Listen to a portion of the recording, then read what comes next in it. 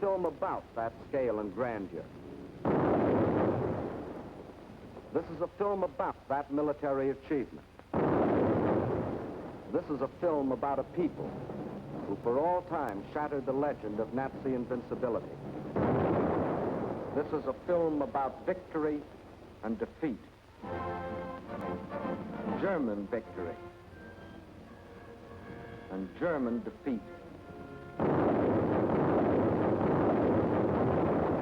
This is the battle for Russia, a battle that has been going on for centuries, a battle that fills the pages of Russian history. 1242. The German Order of Teutonic Knights had invaded northeastern Russia and occupied the old city of Pskov.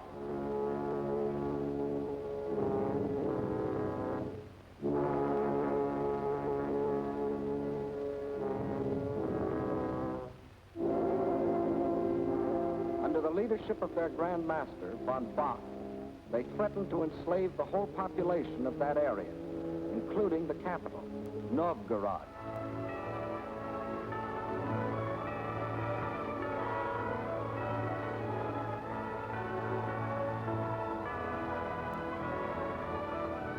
In their hour of peril, the Russian people turned for leadership to their prince, Alexander Nevsky.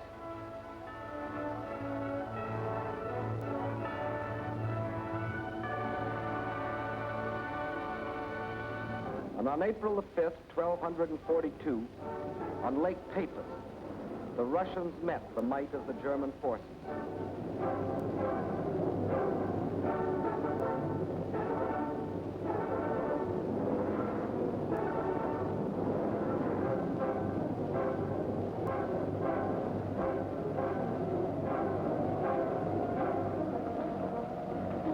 They weren't as well equipped or as well organized.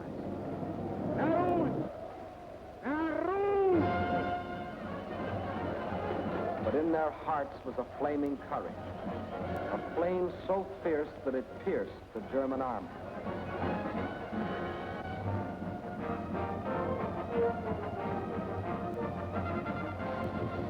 The victory they won fills a bright page of Russian history.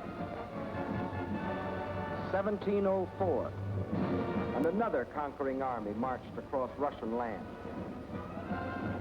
This time under Charles XII of Sweden, and again the Russians fought for their country.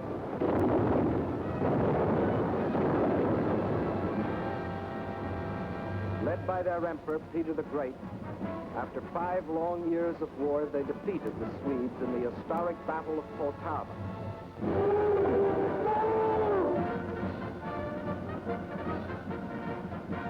The invading Swedish armies were crushed and forever driven out of Russia. 1812. Napoleon and his armies had blazed their triumphant way across Europe and were marching on Moscow. The conquering armies entered the city, but they entered a city in flames. Even in that day, Russian earth was scorched earth to an invader. And once again, the invader was forced to start the long march on the road back out of Russia. 1914, and another German army, this time under Kaiser Wilhelm, set out to conquer Russia.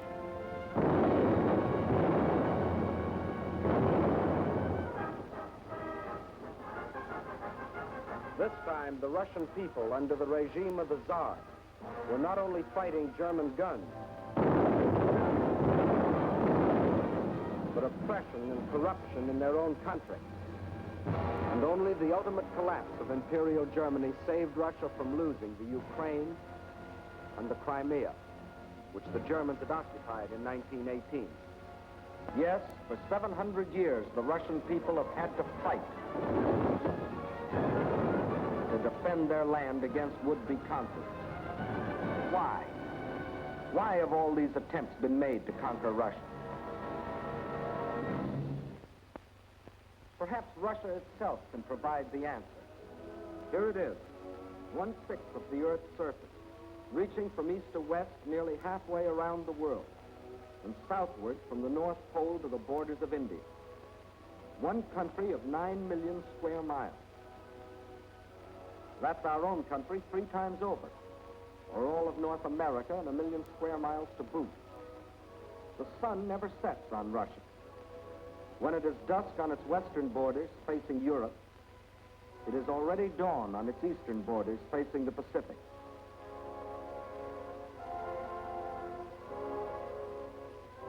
That's Russia, or to be correct, the Union of Soviet Socialist Republics. Deep in its mountains lie thick, rich veins of gold and silver. Below ground lie enormous deposits of copper, tin, manganese and nickel, chromium and radium, sulfur and magnesium. Russia is rich in raw materials. Her forests cover millions upon millions of acres. 1/4 of all the lumber reserve in the world belongs to Russia. And as for fuel, there's coal, ton upon ton. And more important, there's also oil. 213 million barrels a year of it. Black gold flowing from the earth that contains 55% of the world's oil. What else? Iron? Russia has better than 10 billion tons. That can make a lot of steel before it's done. Yes, Russia is rich. Farms cover millions upon millions of acres. The rich black earth that besides giving forth oil and coal will also grow everything from sunflowers to lotus. The tea her people drink in such huge quantities, and the tobacco that they smoke. Cotton grows here too, 3,800,000 bales a year. And sugar. And on the pasture land, the animals grow fat for food and wool for clothing. While on the warm plains, the fields of grain stretch as far as the eye can reach. Corn, oats, hops, rye, and don't forget wheat, 1/3 of the world's best. Yes, Russia is very rich, for it has not only raw materials and the products of its soil. Russia is also people.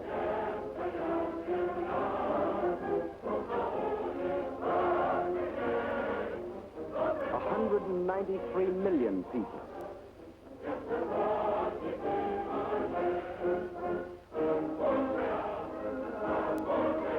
People of every race, color, and creed. People coming from the many different republics that comprise the Soviet Union. People speaking more than 100 different languages, but all citizens of one country.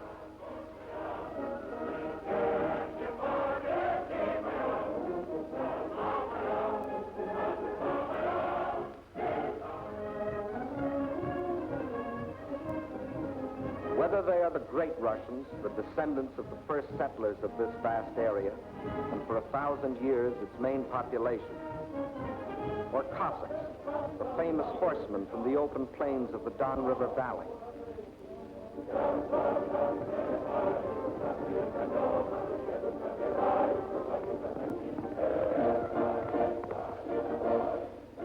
Whether they come from the southwest, the Ukraine,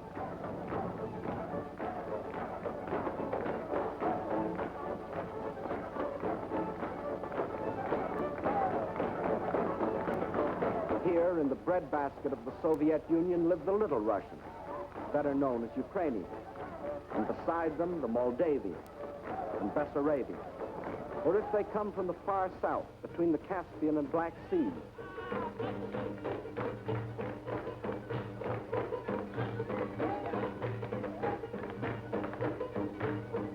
where we find the Armenians and the Georgians, the Ingush, the Cherkess, rugged as the high peaks of their native Caucasian mountains.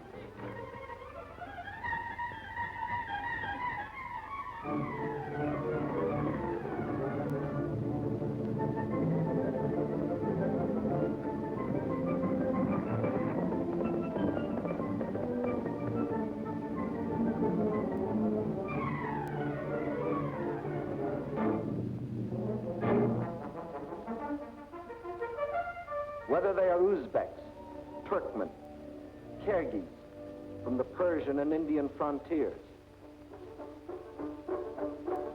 or Mongols,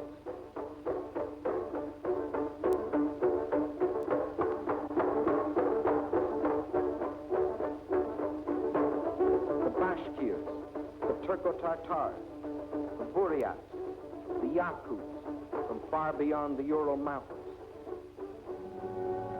or the people of the ice country, hunters like the Zouns, or settlers like the Laplanders. Whether they come from the pioneering wilderness of the far north, or from a great city like their capital, Moscow, where the ancient buildings of an ancient civilization stand beside the modern structures of a modern civilization, where the old Russian droshka still competes with the modern limousine.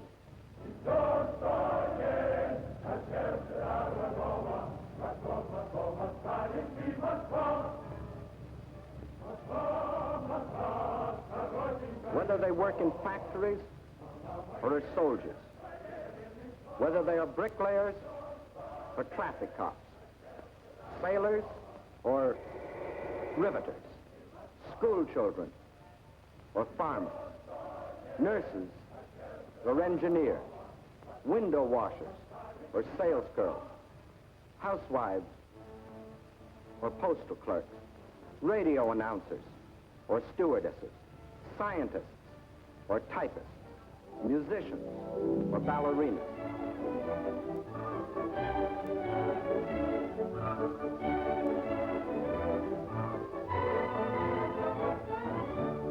Regardless of what they do or where they live, they all have one thing in common: love of their soil.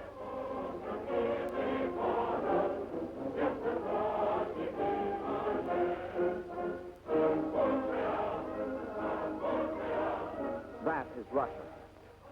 Size, the largest country in the world. Raw materials, unlimited. Manpower, 193 million. These are the three reasons why every conqueror in history has wanted Russia. And these are the reasons why the modern would-be conqueror wrote, "When we speak of new territory, we must think of Russia. Destiny itself points the way there." Yes, as we have seen, Germany's spirit of aggression was handed down from generation to generation. And now, in Hitler's Germany, the dream was world conquest. For such a dream, there could be only one answer: collective security. So, with this objective, in 1934, the Soviet Union joined the League of Nations. Again and again before the League, its representatives urged binding agreements to support by collective action any nation submitted to attack. The states I represent entered the League with the sole purpose of the maintenance of indivisible peace. The League of Nations is still strong enough by its collective actions to avert or arrest aggression. There is no room for bargaining or compromise. But while some members of the League were pleading vainly for the use of collective force to stop aggression, the world saw other members, Germany, Italy, Japan, withdraw from the League to follow the path of aggression. Manchuria, Ethiopia, then Hitler invaded Austria, Czechoslovakia, and in 1939, Poland. First step on the road to Russia. But his eastward march was interrupted by France and Britain declaring war. So the Germans were forced to turn west. And in 1940, as we have seen, wiped the last opposition from Western Europe.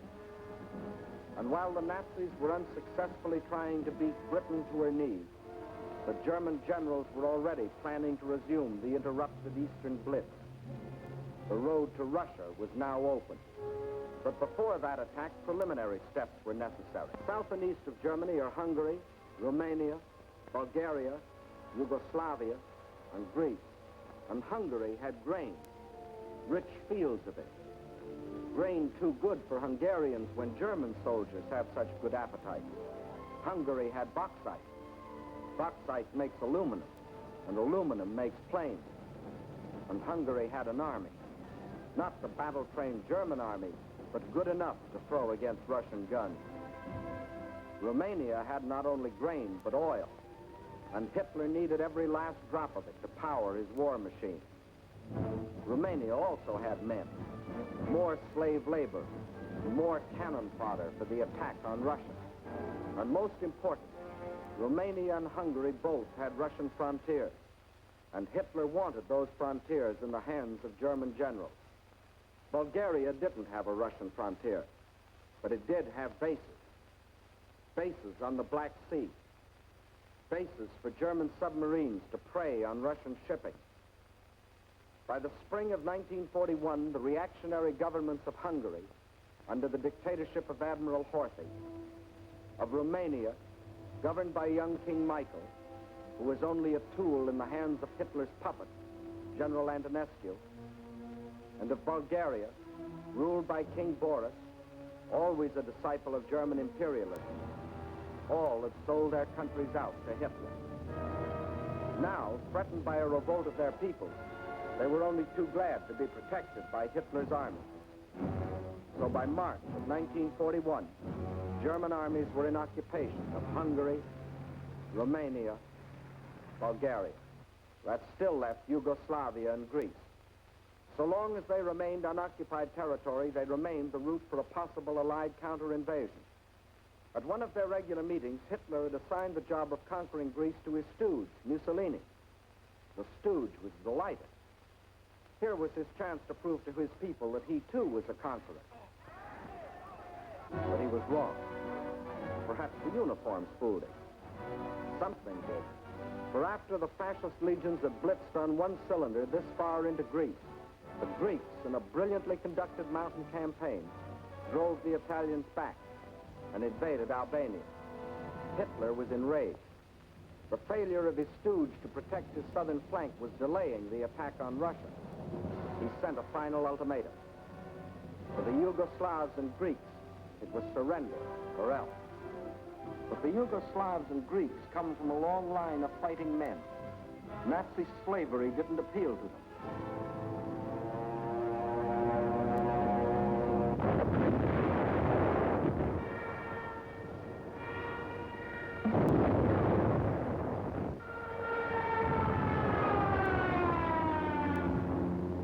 At dawn, on April 6th, German bombs told the Yugoslavians they were at war with Germany.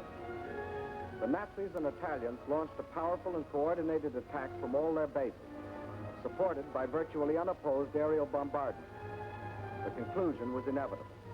Although resistance was determined, the Yugoslav army was cut up into many small segments and captured. The war in Greece also began on April 6th.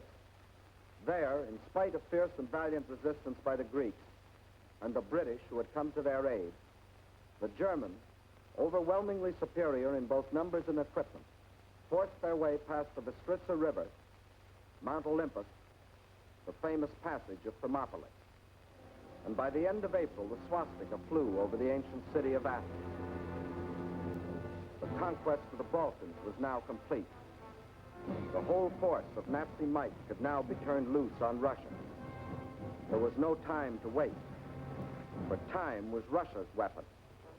Their industries, so recently built and which, like our own, were designed for the ways of peace, were converted for war. Instead of steel for plows and tools, steel for shells and guns. They knew their industry could never produce enough to equip them adequately for the titanic struggle. But what they could produce, they would. At the same time, the army began to grow. More and more men were called up to be trained, hardened, drilled, prepared to defend their land.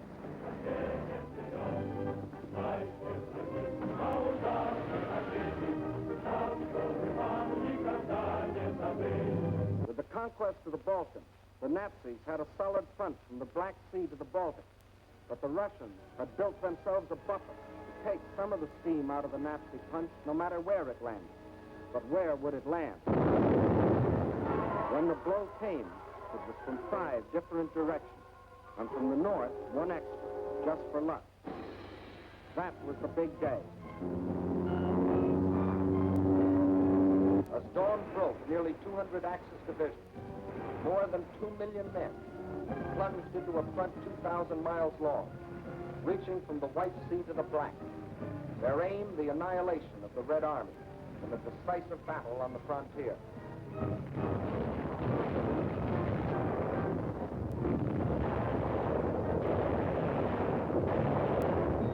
offensive started along the whole length of the front. It was concentrated on three main objectives: Leningrad, Moscow, and Kiev, the capital of the Ukraine. In the first 30 days, von Lieb's forces drove to within 125 miles of Leningrad, while the Finns under Mannerheim, supported by the Germans, began a drive from the north to encircle the city. In the center, von Bock's army plunged 480 miles into Soviet territory. One Russian city after the other was overrun by the invaders.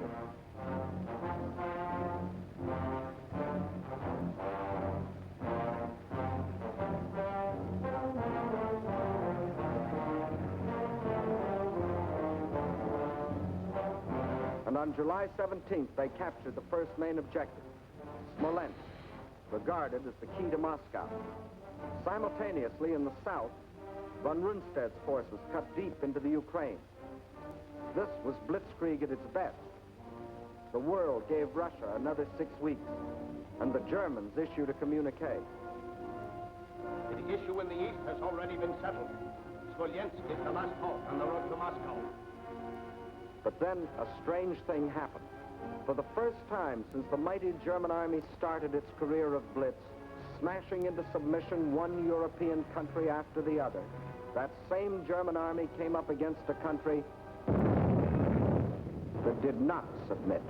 Despite the fact that Hitler's army swept deeper and deeper into the Soviet Union, and by October the 15th stood practically within the shadows of the Kremlin, despite the fact that the Soviet government and all foreign missions were forced to move to Kuibyshev 700 miles to the east, despite Hitler's triumphant pronouncement, I can say that this enemy is already broken and will never rise again. Despite the fact that by December, 500,000 square miles of Russian territory, an area equal to the entire Middle Western United States, had fallen to the invaders. Yes, despite Russia's loss of her best agricultural areas, her most thoroughly developed industrial plants, millions of her people, thousands of her tanks and her planes, despite everything, those 6 weeks had lengthened into nearly 6 months, and the dread Nazi blitz had spluttered, stumbled, and finally died. What had happened here? Let's try to analyze it. First, in this titanic struggle, not only two armies, but two fighting methods and two strategies came face to face. The German strategy was based on the well-tried Keil and Kessel, or wedge and trap maneuver. One wedge would be driven deep into the enemy territory to hook up with another spearhead driven through to meet it. In the trap thus formed, the victim would be pocketed for annihilation. The German plan in every campaign was to seek a decisive battle at the moment of invasion. A single blow must destroy the enemy without regard for losses. A gigantic, all-destroying blow. Remember the campaigns you have already seen in these films. Poland. The Poles concentrated on their borders. The Blitz broke through. 18 days finished Poland. France. The Allied strength on the borders. The breakthrough at Sedan. And the issue of France was settled. The Balkans. The Yugoslavians rushed to the border. The breakthrough came, and in 12 days, Yugoslavia was gone. The Germans planned the same blitz against the Russians. But the Russians had developed their own strategy, one to take full advantage of the vast area of their land. The Russian strategy was a defense in depth, line after line, far back into the interior. And when the Nazi wedge struck, the first line would bend with it until it became part of a second. Again, the wedge would strike. Again, a segment would be lost. But again, the line would bend until it became part of the third. So the deeper the Germans plowed into Russian soil, the stronger their opposition, until finally they faced an unshatterable wall and were robbed of their chance to hit that all-destroying blow they had counted on. The result? The Germans conquered land and lost the campaign. But the Russian tactics kept the main bulk of their armies intact and made a long war inevitable instead of that quick decision the Germans sought. And the Russians had other tactics that threw the Germans for a loss. Germany had developed blitz warfare, mechanized warfare, armies on wheels, juggernauts to crush everything before them. But the Russians found a way to drag them out of their traveling fortresses. They used their cities as strongholds and made the blitz come to them down alleys.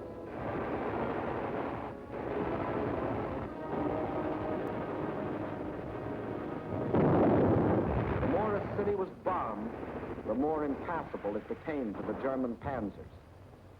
They made the names of these Russian cities as familiar to us as the names of towns in the next county. Rostov, Kharkov, Kiev, Kursk, Smolensk. City after city standing in the path of the Nazi blitz. The Red Army had found a way to make their cities of great strategic importance. Odessa, scene of an heroic siege of more than 2 months, held up the whole Nazi thrust into the Crimea. Sevastopol, which resisted every attempt of the Germans to break through. Here, for 8.5 long months, the Russians fought for the town, inch by inch, barring the Germans from the great Black Sea naval base located there. And finally, when the Germans entered the town, each district was defended street by street. Each street house by house.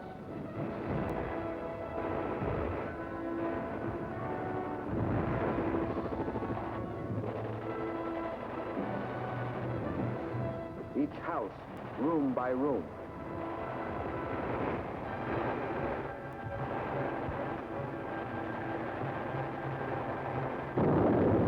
The Russians knew their cities would be demolished, but their objective was not to save cities, but to destroy Germany. A high price to pay for a copy of Mein Kampf. So the Germans were forced out of their armored shells to fight and to die in the hand-to-hand combat they thought they had abolished. There was another item the Germans had overlooked. They overlooked people. And generals may win campaigns, but people win wars. And on that fatal June 22nd, when the Russian people first learned of the invasion of their country, their grim faces told of their determination to fight and to die, but never to surrender. They knew this wasn't a question of who occupied what piece of land.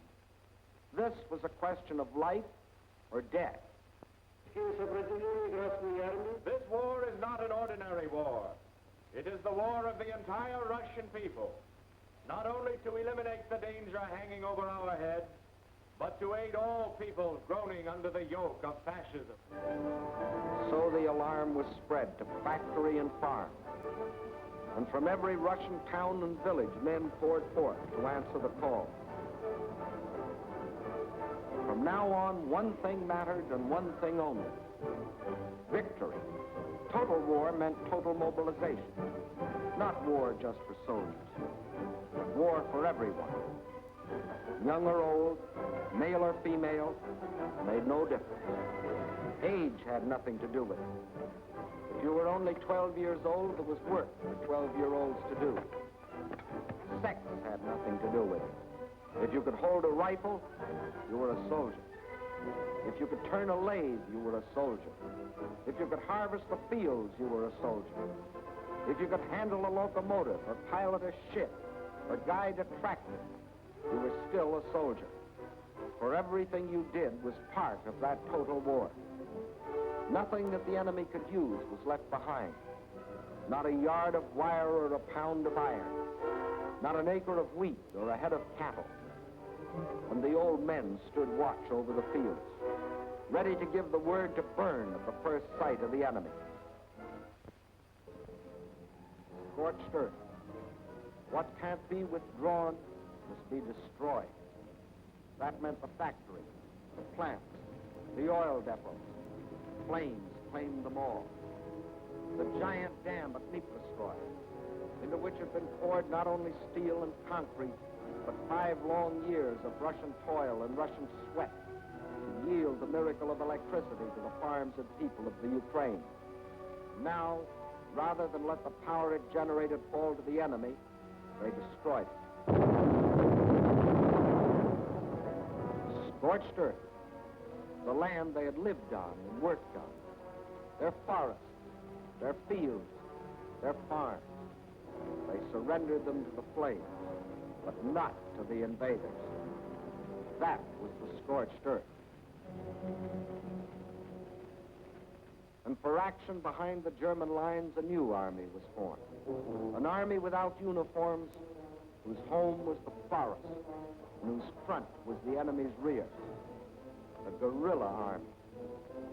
A minimum of glory and a maximum of determination. Their achievements were seldom recorded. Look well at these faces. You will never see them again in the ranks of war prisoners or read their names over heroes' graves.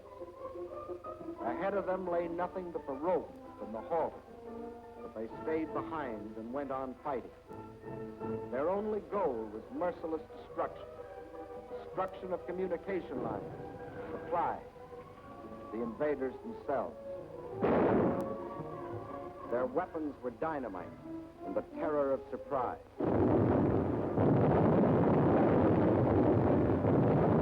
They asked for no mercy, and they gave none.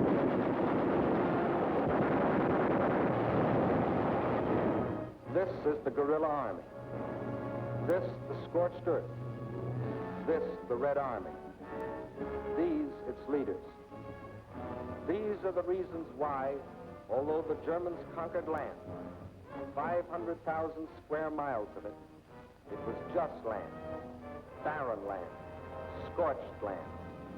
These are the reasons why, after 5.5 months of blitz warfare, after coming within sight of their goal, the Germans were stopped at the very gates of Moscow. These are the reasons why, although Hitler had sworn that before December the swastika would fly from the Kremlin towers, December had come, but it wasn't the swastika that flew over the Russian capital.